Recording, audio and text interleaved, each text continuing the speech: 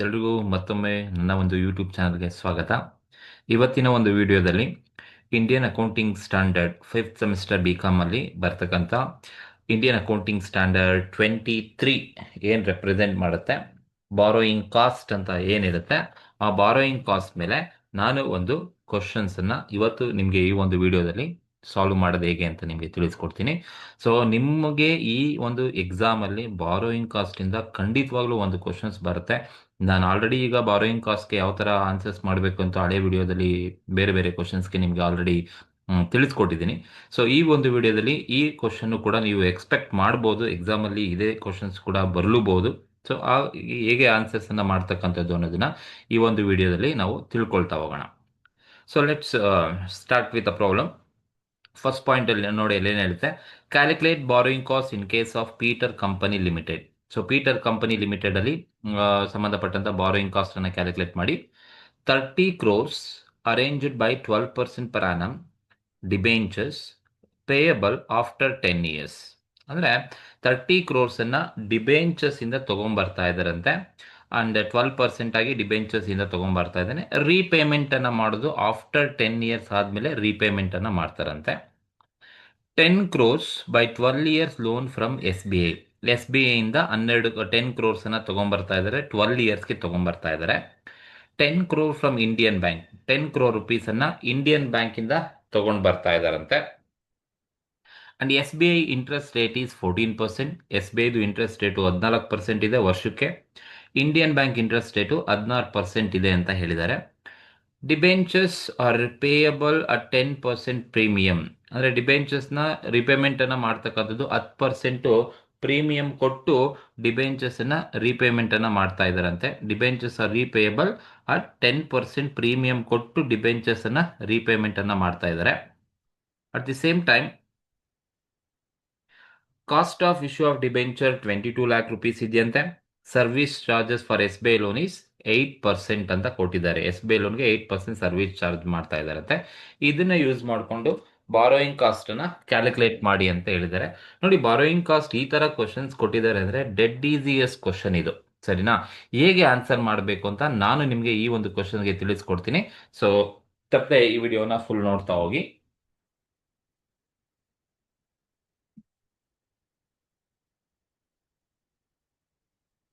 So ನೋಡಿ, first borrowing cost calculate ಮಾಡ್ಕೋಬೇಕಾದ್ರೆ ಎರಡು ಕಾಲಮ್ ಹಾಕೊಳ್ಳಿ. ಒಂದು ಪರ್ಟಿಕ್ಯುಲರ್ಸ್, ಇನ್ನೊಂದು ಅಮೌಂಟ್ ಕಾಲಮ್ ಹಾಕೊಳ್ಳಿ. ಸೊ ನಾವು ಕ್ಯಾಲ್ಕುಲೇಟ್ ಮಾಡಬೇಕಾಗಿರೋದು ಬಾರೋಯಿಂಗ್ ಕಾಸ್ಟನ್ನ ಕ್ಯಾಲ್ಕುಲೇಟ್ ಮಾಡಬೇಕು in case of Peter company ಲಿಮಿಟೆಡಲ್ಲಿ. ಸೊ ಒನ್ ಬೈ ಒನ್ ಏನೇನಿದೆ ಆ ಬೇಸ್ ಮೇಲೆ ನಾವು ನೋಡ್ತಾ ಹೋಗೋಣ. ಈಗ ಫಸ್ಟ್ ಪಾಯಿಂಟ್ ಏನಿದೆ ನೋಡಿ, ಫಸ್ಟ್ ಪಾಯಿಂಟಲ್ಲಿ ಏನಿದೆ ಅಂದರೆ 30 crores arranged by 12% per annum debentures payable after 10 years. ಅಂದರೆ ರೀಪೇಯಬಲ್ ಆಫ್ಟರ್ 10 years ಆದಮೇಲೆ ರೀಪೇಮೆಂಟ್ ಮಾಡಬೇಕು. ಅಂದರೆ ಬಾರೋಯಿಂಗ್ ಕಾಸ್ಟ್ ಅಂದರೆ interest cost plus any other cost incurred by enterprise at the time of borrowing of funds are relating to borrowing of funds. So ಫಂಡ್ಸನ್ನು borrow ಮಾಡಬೇಕಾದ್ರೆ ಅದಕ್ಕೆ ಸಂಬಂಧಪಟ್ಟಂಥ interest cost ಮತ್ತು ಅದಕ್ಕೆ ಸಂಬಂಧಪಟ್ಟ ಅದರ್ ಕಾಸ್ಟ್ ಎರಡು ಆಡ್ ಮಾಡಿದ್ರೆ ನಮಗೆ ಬಾರೋಯಿಂಗ್ ಕಾಸ್ಟ್ ಸಿಗುತ್ತೆ. ಸೊ ಹಾಗಾಗಿ ಇಲ್ಲಿ ಪೀಟರ್ ಕಂಪನಿ ಏನು ಮಾಡ್ತಾ ಇದೆ, ಮೊದಲನೇ ಪಾಯಿಂಟಲ್ಲಿ 30 crores ಅರೇಂಜ್ ಮಾಡ್ತಾ ಇದೆ, 12% per annum ಡಿಬೆಂಚರ್ಸ್ ಇಂದ ತಗೊಂಡ್ಬರ್ತಾ ಇದೆ. ಸಿಂಪಲ್ ಆಗಿ ಡಿಬೆಂಚರ್ಸ್ ಇಂದ 30 crores ಅನ್ನ ತಗೊಂಡ್ಬರ್ತಾ ಇದ್ದಾರೆ. ಸೊ ಯೂಶುವಲ್ ಆಗಿ ನೀವು ಡಿಬೆಂಚರ್ಸ್ ಇಂದ 30 crore rupees ತಂದ್ರೆ, ಯೂಶುವಲ್ ಆಗಿ ನಾವು ಡಿಬೆಂಚರ್ಸ್ ಇಂದ ಬಾರೋ ಮಾಡಿದ್ರೆ, ಸೊ ಆ ಡಿಬೆಂಚರ್ ಹೋಲ್ಡರ್ಸ್ಗೆ ನಾವು ಏನು ಕೊಡಬೇಕಪ್ಪ ರಿಟರ್ನ್ ಆಗಿ ಅಂತ ಹೇಳಿದ್ರೆ, ಸೊ ಇಂಟ್ರೆಸ್ಟ್ ಕೊಡಬೇಕಾಗುತ್ತೆ.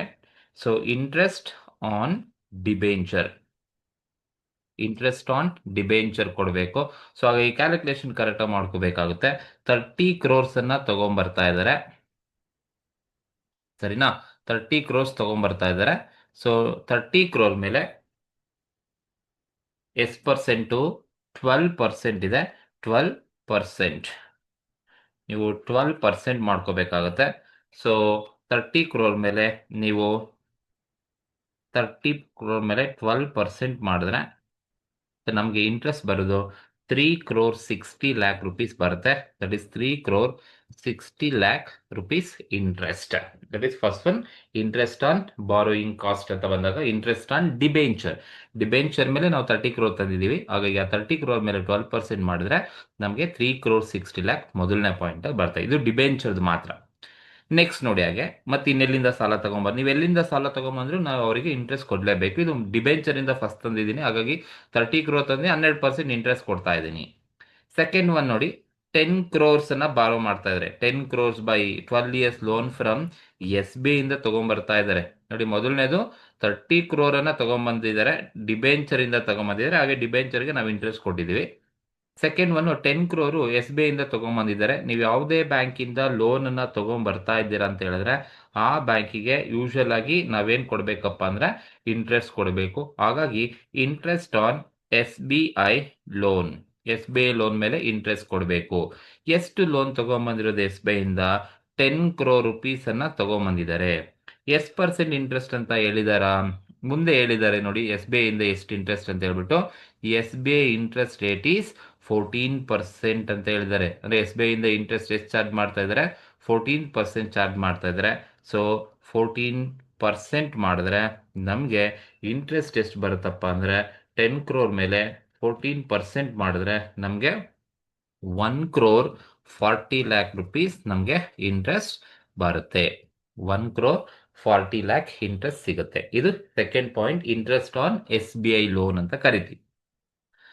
ಅಂಡ್ ಥರ್ಡ್ ಪಾಯಿಂಟ್ ನೋಡಿ ಏನ್ ಕೊಟ್ಟಿದ್ದಾರೆ ಅಂತ ಹೇಳಿದ್ರೆ, ಇದು SBI ಇಂದ ಇಂಟ್ರೆಸ್ಟ್ ಆಗಿರೋದು. ನೆಕ್ಸ್ಟ್ ಇಲ್ಲಿ ಮುಂದೆ ಹಾಗೆ ಕಂಟಿನ್ಯೂ ಮಾಡಿ ಹೇಳ್ತಾ ಇದ್ದಾರೆ, ಅಗೈನ್ 10 crore ಅನ್ನ ತಗೊಂಡ್ಬರ್ತಾ ಇದ್ದಾರೆ. ಫ್ರಮ್ ಎಲ್ಲಿಂದ ತಗೊಂಡ್ಬರ್ತಾ ಇದ್ದಾರೆ ಅಂದ್ರೆ ಇಂಡಿಯನ್ ಬ್ಯಾಂಕ್ ಇಂದ 10 crore ತರ್ತಾ ಇದ್ದಾರೆ.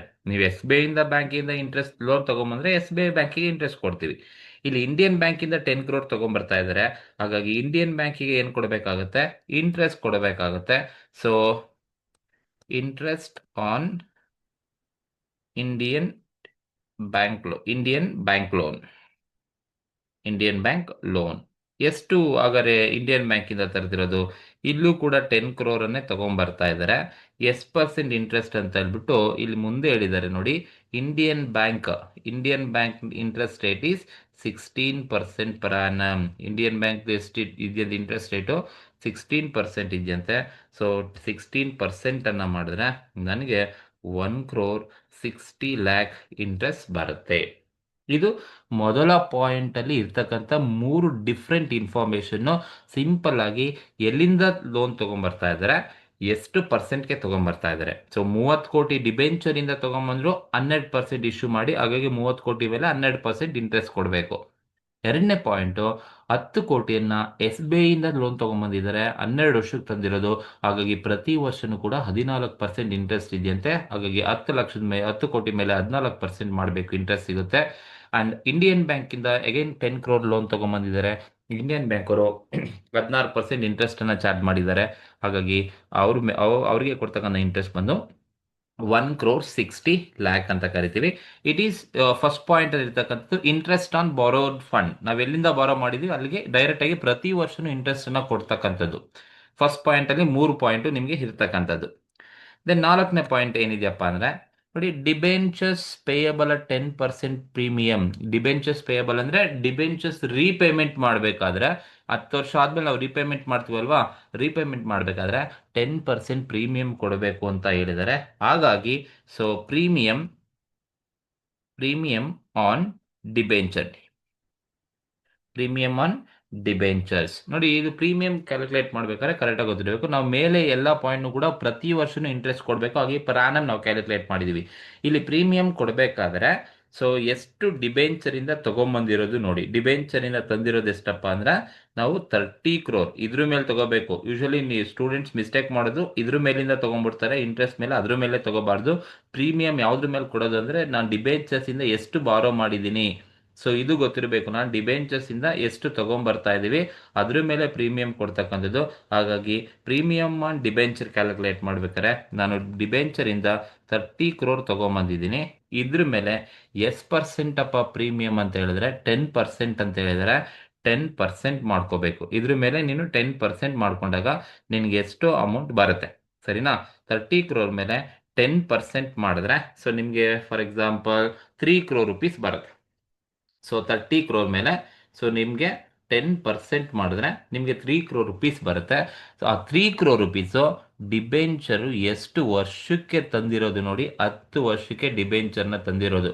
ಸೊ ಹಾಗಾಗಿ ಡಿಬೆಂಚರ್ 10 ವರ್ಷಕ್ಕೆ ನಿಮಗೆ 3 crore rupees ಬರುತ್ತೆ ಅಂತ ಅರ್ಥ. ಸೊ ಹಾಗಾಗಿ ನನಗೆ 1 ವರ್ಷಕ್ಕೆ ಬೇಕು. ಸೊ 1 ವರ್ಷಕ್ಕೆ ಬೇಕು ಅಂದರೆ ಈ ಒಂದು 30 crore ಇಂಟು 10% ಏನಿರುತ್ತೆ ಡಿವೈಡೆಡ್ ಬೈ 10 years. 10 years ಮಾಡಬೇಕಾಗುತ್ತೆ. ಸೊ ನೀವು 10 years ಮಾಡಿದಾಗ ನಿಮಗೆ 330 lakh rupees ಸಿಗುತ್ತೆ ನೋಡಿ. ಪ್ರೀಮಿಯಂ ಅಥವಾ ಡಿಸ್ಕೌಂಟ್ ಎರಡು ಕೊಡ್ಬೋದು. ಡಿಬೆಂಚರ್ನ ಪ್ರೀಮಿಯಂ ಅಲ್ಲಾದರೂ ಕೊಡ್ಬೋದು, ಡಿಸ್ಕೌಂಟ್ ಅಲ್ಲಾದರೂ ಕೊಡ್ಬೋದು. ನೀವು ಕ್ಯಾಲ್ಕುಲೇಟ್ ಮಾಡಬೇಕಾದ್ರೆ ಡಿಬೆಂಚರಿಂದ ಎಷ್ಟು ತೊಗೊಂಬರ್ತಾ ಇದ್ದಾರೆ, 30 crore ತೊಗೊಂಬರ್ತಾ ಇದ್ದಾರೆ. 30 crore ಇಂಟು ಎಷ್ಟು % ಪ್ರೀಮಿಯಂ ನೋಡಿ, 10% ಪ್ರೀಮಿಯಂ ಇದೆ. ಇದು 10% ಮಾಡಿದ್ರೆ ನಿಮಗೆ 3 crore rupees ಬರುತ್ತೆ. ದಟ್ ಈಸ್ ಅಪ್ ಟು 10 yearsಗೆ 3 crore rupees ಅದು.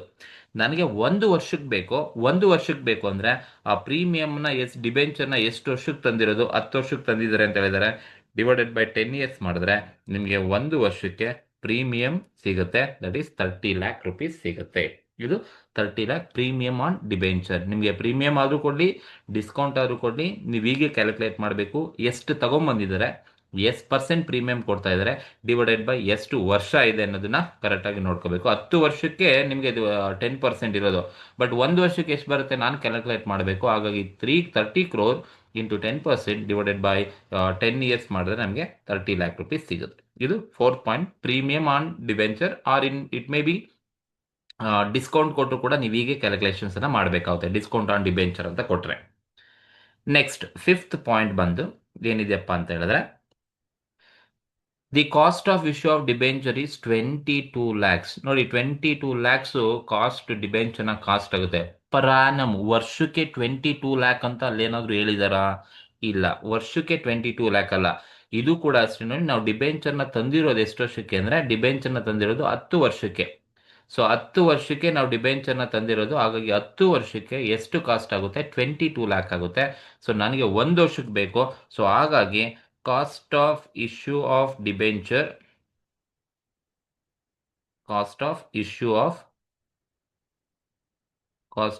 ಆಫ್ ಡಿಬೆಂಚರ್ ಎಷ್ಟಿದೆ ಅಂದರೆ ಅವರೇ ಕೊಟ್ಬಿಟ್ಟಿದ್ದಾರೆ ನೋಡಿ. ಇದು 10 ವರ್ಷಕ್ಕೆ ನಿಮಗೆ 22 lakh rupees ಆಗ್ತಕ್ಕಂಥದ್ದು. 10 ವರ್ಷಕ್ಕೆ cost of issue of debenture divided by, so ಈ ಒಂದು ಕಾಸ್ಟ್ ಅನ್ನು ನಾವೇನ್ ಮಾಡಬೇಕು ಅಂದ್ರೆ divided by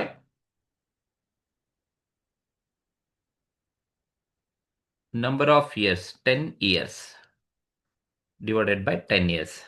if 22 lakh rupees per annum ಅಂತ ಏನಾದ್ರು ಹೇಳಿದೆ, suppose cost of issue of debenture rupees 22 lakh per annum ಅಂತ ಹೇಳಿದ್ರೆ ನಾನು ಡೈರೆಕ್ಟ್ ಆಗಿ 22 lakh ತಗೊಳ್ತಿದ್ದೆ. ಸೊ ಏನು ಹೇಳಿಲ್ಲ ಅಂದ್ರೆ 10 ವರ್ಷಕ್ಕೆ ಡಿಬೆಂಚರ್ನ ಕಾಸ್ಟ್ 22 lakh ಆಗಿದೆ ಅಂತ ಅರ್ಥ. ನಮಗೆ 1 ವರ್ಷಕ್ಕೆ ಬೇಕು. 10 ವರ್ಷಕ್ಕೆ 22 lakh ಆದರೆ 1 ವರ್ಷಕ್ಕೆ ಎಷ್ಟಾಗುತ್ತಪ್ಪ ಅಂತ ಹೇಳಿದ್ರೆ ಸೊ 2,20,000 ನಮಗೆ ವರ್ಷಕ್ಕೆ ಆಗುತ್ತೆ. ಸೊ ಡಿವೈಡೆಡ್ ಬೈ 10 years ಮಾಡಿದ್ರೆ ಸೊ ನಮಗೆ 2,20,000 ವರ್ಷಕ್ಕೆ ನಮಗೆ ಕಾಸ್ಟ್ ಸಿಗುತ್ತೆ.